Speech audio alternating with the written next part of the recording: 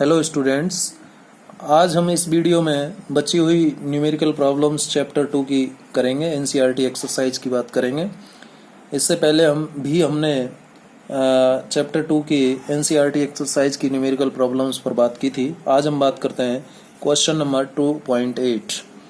इन ए parallel plate capacitor, क्या दिया हुआ है? Parallel plate capacitor with air between the plates, और प्लेट्स के बीच में क्या है? Air.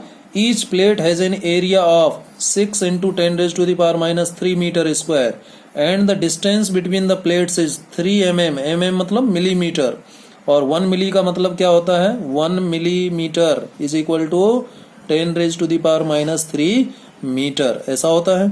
Calculate the capacitance of the capacitor. Capacitance बताइए क्या होगा? बड़ा आसान सा है। देखिए सॉल्यूशन की बात करूं तो क्या दे रखा है? एक पैरेलल प्लेट कैपेसिटर दे रखा है, ठीक है। एक पैरेलल प्लेट कैपेसिटर जिसकी प्लेट्स के बीच में क्या है? एयर है, और प्लेट्स का एरिया दे रखा है कितना? इतना, -3 मीटर स्क्वायर एरिया दे रखा है।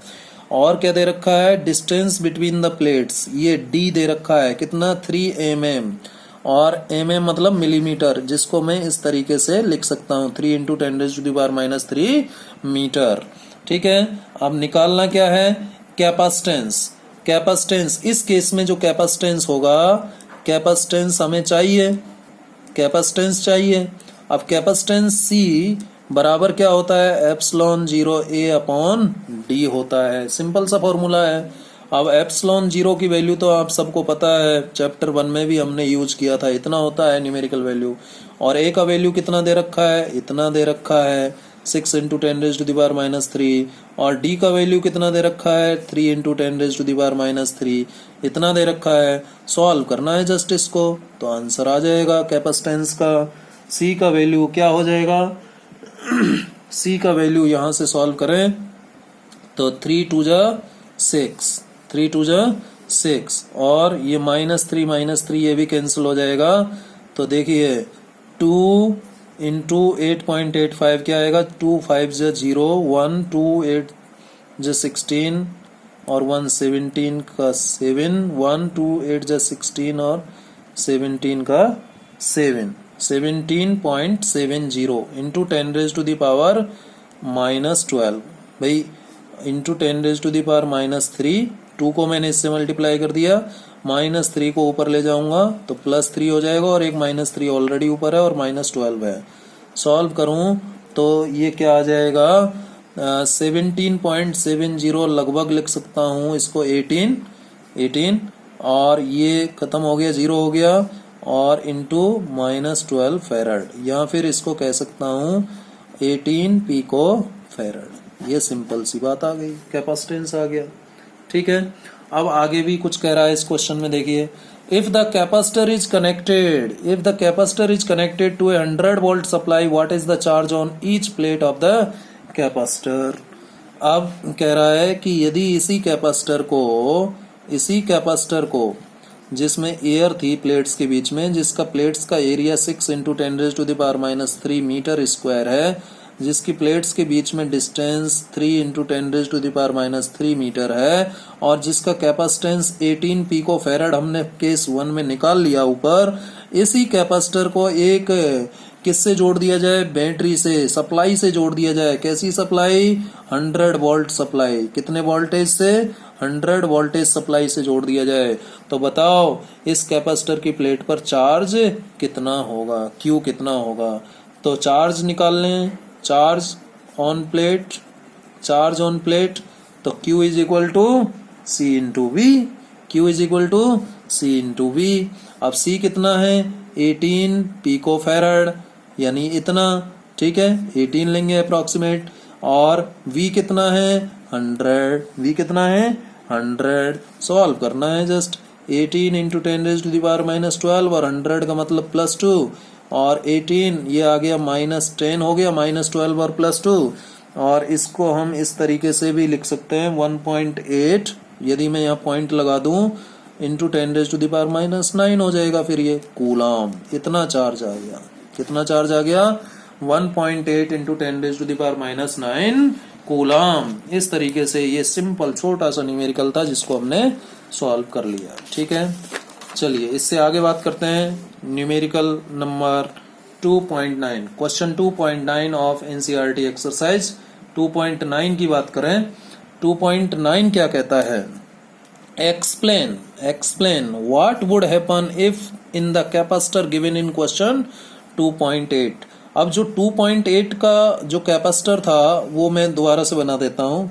ये गिवन है आपको, एरिया दे रखा था, कैपेसिटेंस 18 पिकोफैराड हमने निकाल ली थी, एयर था बीच में, ठीक है, और डिस्टेंस दे रखी थी। डिस्टेंस कितनी दे रखी थी देख लेते हैं। डिस्टेंस थी आपकी 3 मिलीमीटर, 3 इंटू 10⁻³ मीटर। एरिया था प्लेट्स का कितना, 6 इंटू 10⁻³ मीटर स्क्वायर। ये एरिया दे रखा था। तो इसी कैपेसिटर की बात हो रही है। ए 3 millimetre thick mica sheet of dielectric constant 6 were inserted between the plates. यदि इसी कैपेसिटर में एक क्या रख दिया जाए, इसमें ये तो गिवन है, ये गिवन है, ठीक है। और कह रहा है इफ ए क्या mica sheet, thick mica sheet A of dielectric constant 6 is inserted between plates, ठीक है, of given capacitor। तो क्या होगा, सिचुएशन क्या होगी देखते हैं। देखो यही चेंज हो जाएगा। क्या कह रहा है, यदि इसी कैपेसिटर में भाई क्या कर दिया जाए, डिस्टेंस को वही रखा जाए, डी को चेंज नहीं कर रहा है वो, डी कितना रह रहा है जितना पहले था इतना ही। एरिया भी चेंज नहीं है, कितना 6 इंटू 10⁻³ मीटर स्क्वायर। अब क्या कह रहा है कि यहाँ पर माइका सीट रख दी है, माइका सीट रख दी, यानी एयर की जगह किसने ले ली, माइका ने, जो कि क्या है, एक डाइलेक्ट्रिक मटेरियल है जिसका डाइलेक्ट्रिक कांस्टेंट आपको गिवन है कितना, 6। तो बताइए, है ना, ये केस हो गया, ठीक है। ये अब आपको जो कैपेसिटर इस क्वेश्चन में गिवन है वो ये है। यदि इस कैपेसिटर को कह रहा है ए पार्ट में क्या बोल रहा है, ए पार्ट की यदि मैं बात करूं, while the voltage supply remains connected, ठीक है, while the voltage supply remains connected, जब वोल्टेज सप्लाई जुड़ी रहती है तो क्या होगा, किसका, कैपेसिटेंस का क्या होगा, वोल्टेज का क्या होगा, इलेक्ट्रिक फील्ड का क्या होगा, ये पता करना है। तो बहुत ही अच्छा क्वेश्चन है और ऐसा क्वेश्चन एग्जाम में बहुत बार पूछा भी जा चुका है। तो देखिए, जब ये कैपेसिटर आपको गिवन है और इस कैपेसिटर को जोड़ दिया जाए किससे, वोल्टेज सप्लाई से, ये वोल्टेज सप्लाई है जिसको जुड़ी रहने दिया जाता है, ठीक है, जुड़ी रहने दिया जाता है। ये कोई वोल्टेज भी अप्लाई किया इस पर, तो पार्ट ए कह रहा है, सॉल्यूशन की हम बात कर रहे हैं, सॉल्यूशन लिख रहा हूं मैं, सॉल्यूशन, ठीक है। पार्ट ए की बात कर रहा है, the voltage supply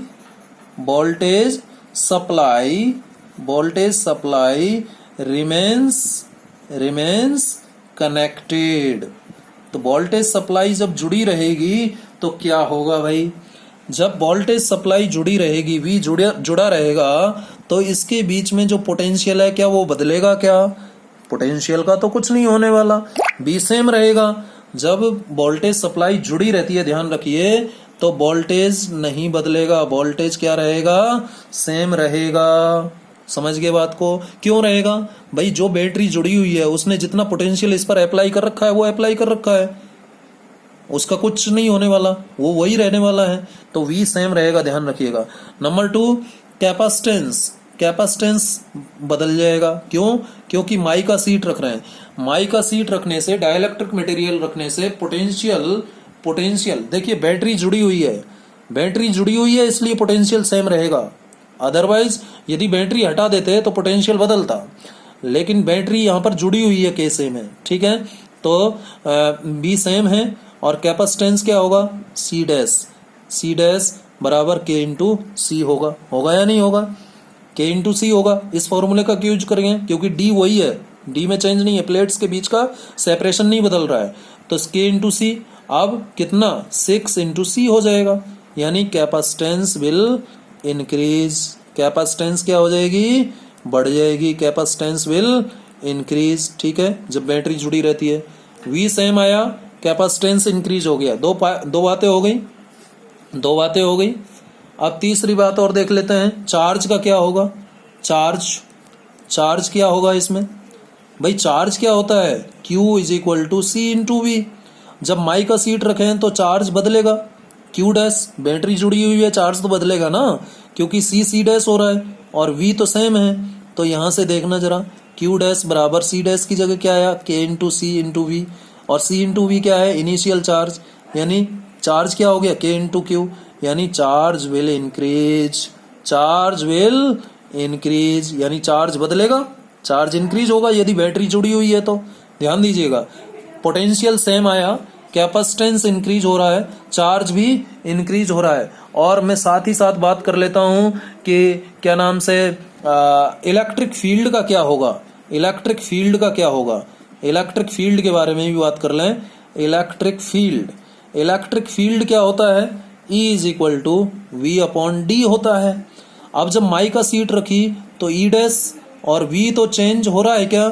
V change नहीं हो रहा है। और D चेंज हो रहा है क्या? नहीं हो रहा है। तो यानी इलेक्ट्रिक फील्ड क्या होगा? वही रहेगा, यानी इलेक्ट्रिक फील्ड सेम रहता है। जब बैटरी जुड़ी रहती है तो इलेक्ट्रिक फील्ड सेम रहता है। इलेक्ट्रिक फील्ड सेम रहता है। कौन कौन सेम आया? पोटेंशियल सेम, और कौन सेम? Electric field same. अब थोड़ा पोटेंशियल एनर्जी की भी मैं बात कर लूं।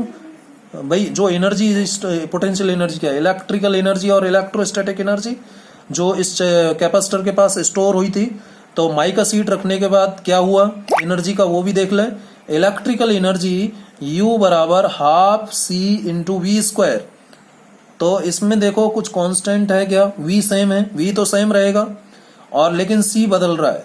अब C बदल, U डैश का क्या होगा? 1/2, और C की जगह C डैश, और V तो V रहेगा, ये आ जाएगा 1/2। C डैश का मतलब K into C V square, यानी मैं इसको क्या लिख सकता हूं? K into half C V square. और हाफ सी वी स्क्वायर क्या है? हाफ सी वी स्क्वायर क्या है आपका? Half C V square initial energy है। ठीक है, तो मतलब एनर्जी भी क्या हो रही है? बढ़ रही है। Energy will increase, energy will increase. तो एनर्जी इंक्रीज हो गया, एनर्जी इंक्रीज हो रहा है, चार्ज इंक्रीज हो रहा है, और कैपेसिटेंस इंक्रीज हो रहा है। ये तीन बातें इंक्रीज हो रही हैं जब बैटरी जुड़ी रहती है। लेकिन बैटरी को जुड़े रहते समय क्या क्या सेम रहता है? पोटेंशियल सेम रहता है और इलेक्ट्रिक फील्ड सेम रहता है। ये पांचों पैरामीटर आपको पता होने चाहिए, बड़ा इंपॉर्टेंट है, एग्जाम में बार बार पूछा जाता है। ठीक है, अब इसका केस बी करते हैं हम। केस बी करते हैं इसका। केस बी में कह रहा है कि केस बी क्या कह रहा है? After the supply was disconnected, यदि सप्लाई को डिस्कनेक्ट कर दिया जाए। अच्छा, इसमें एक बात और पूछ रहा है कि जो कैपेसिटेंस बढ़ा वो कितना हो जाएगा। ये कैपेसिटेंस पूछ भी रहा है, इसको निकालना चाहो तो निकाल सकते हो। कितना कैपेसिटेंस बढ़ जाएगा? C dash is equal to 6 into C कितना था पहला? 18 पिको फेरड, यानी नया कैपेसिटेंस कितना हो जाएगा? 108 पिको फेरड हो जाएगा। ठीक है, और दूसरा चार्ज का भी पूछ रहा है कि चार्ज कितना हो जाएगा। तो Q dash is equal to K into Q. तो K कितना है? 6, और Q कितना है? Q जो चार्ज यानी इनिशियल चार्ज हम निकाल सकते हैं इससे, C इंटू वी से। इनिशियल चार्ज निकाल सकते हैं ना C इंटू वी से। C का मतलब क्या है? इनिशियल कैपेसिटेंस, और इनिशियल कैपेसिटेंस कितना था? 18 पिको फेरड, इतना था। ठीक है, और V कितना था? V हमारा कितना था? V हमें दे नहीं रखा है ना इसमें, तो V लिख देंगे हम। क्या लिख देंगे? V लिख देंगे, यानी सॉरी V दे रखा था हमें फर्स्ट क्वेश्चन में 100 वोल्ट दे रखा था ना, 2.8 के अनुसार है ये।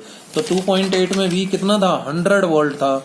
तो V की वैल्यू हम क्या ले लेंगे? 100 वोल्ट ले लेंगे। ठीक है, तो ये कितना आ जाएगा चार्ज? 1.8 इंटू 10⁻⁻10 कूलाम, ये चार्ज आ जाएगा। वो सॉरी 1.8 इंटू ये -10 कूलाम। -10 कूलम, यही आएगा क्या? नहीं नहीं, ये तो इनिशियल चार्ज है। अब जो फाइनल चार्ज है माइका सीट रखने के बाद वो Q डैश है, सॉरी 6 इंटू इनिशियल चार्ज कितना आया 1.8 इंटू 10⁻⁻10। अब इसको सॉल्व करूं तो 1.08 यही आएगा ना, 1.08 इंटू 10⁻⁻8 कूलम, 10⁻⁻8 कूलम आएगा। आ रहा है क्या? बिल्कुल आ रहा है, ठीक है भाई। ये 11 हो जाएगा और फिर 2 हटेंगे तो ठीक है, 1.08 कूलम आ जाएगा, ठीक है। तो ये नया चार्ज आ जाएगा, कैपेसिटेंस आ जाएगा। तो ध्यान रखिएगा, जब वोल्टेज सप्लाई कनेक्टेड रहती है तो क्या क्या बदल रहा है? कैपेसिटेंस बदल रहा है। कैपेसिटेंस क्या हो रहा है? इंक्रीज हो रहा है। और क्या इंक्रीज हो रहा है? चार्ज इंक्रीज हो रहा है। और क्या इंक्रीज हो रहा है? Potential energy, sorry electrical energy यानी इलेक्ट्रोस्टैटिक एनर्जी इंक्रीज हो रही है K टाइम्स, ठीक है। और सेम क्या क्या है? पोटेंशियल सेम है। और क्या सेम है? इलेक्ट्रिक फील्ड सेम है जब बैटरी जुड़ी रहती है। लेकिन बैटरी को यदि डिस्कनेक्ट कर दिया जाए, जैसा कि पार्ट बी में कह रहा है, after the supply was disconnected, तो जब सप्लाई को डिस्कनेक्ट कर दिया जाता है, बी पार्ट की मैं बात कर रहा हूं 2.9 का पार्ट बी, तो if supply is disconnected, if supply is disconnected तो क्या होगा? देखें जरा सिचुएशन। ये कैपेसिटर जिसके अंदर क्या, कौन सी सीट? माइका सीट, ठीक है, जिसका डाइलेक्ट्रिक कांस्टेंट कितना? 6, एरिया कितना था? 6 इंटू 10⁻³ मीटर स्क्वायर। डिस्टेंस कितनी थी प्लेट्स के बीच? 3 इंटू 10⁻³ मीटर, ठीक है। और इससे सप्लाई को हटा दिया जाता है, यानी बैटरी को हटा दिया जाता है। सप्लाई को हटाने पर क्या होगा? V will change. अब पोटेंशियल सेम नहीं रह पाएगा।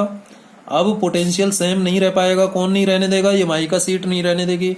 तो ध्यान रखिएगा, V will not be same.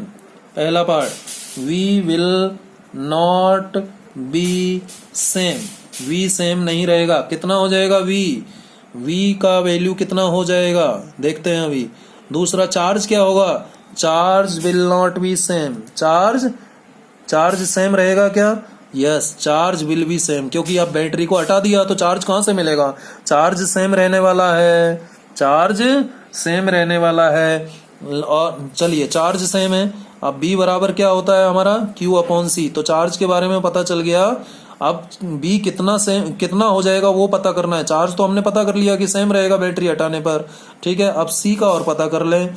Battery हटा दी, अब C तो बदलेगा। क्यों?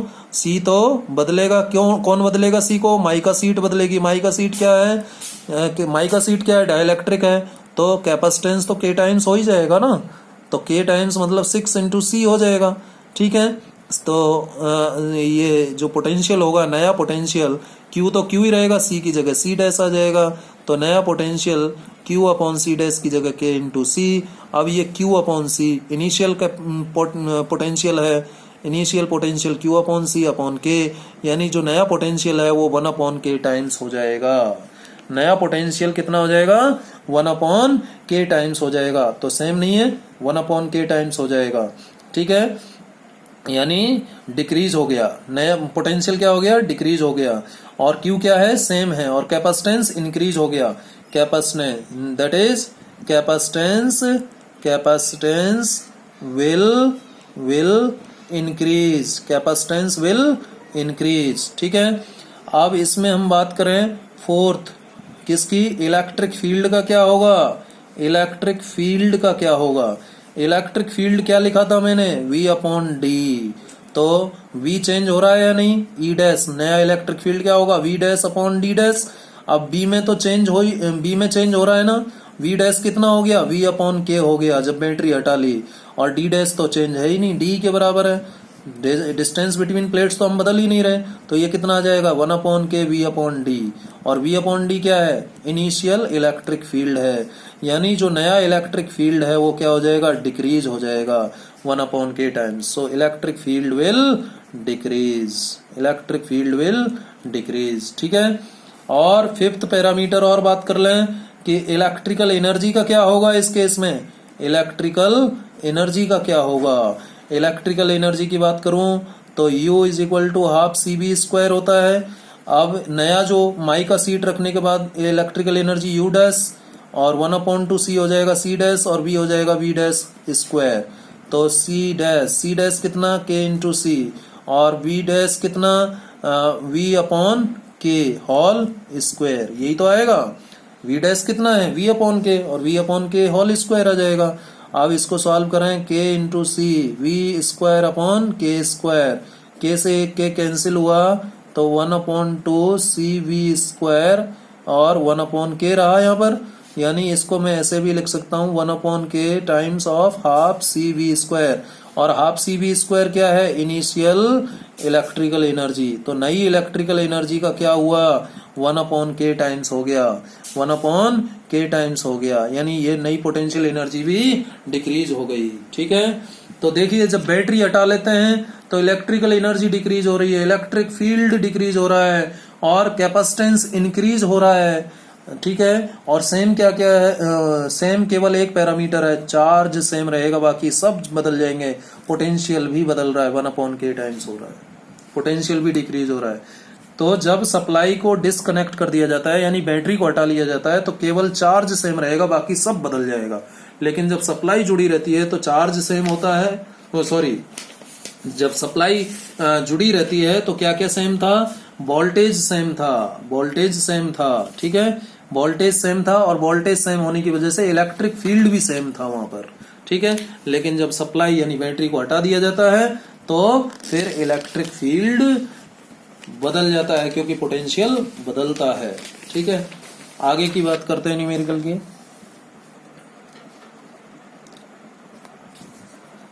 चलिए नेक्स्ट वीडियो में ही हम बात करते हैं। Thank you.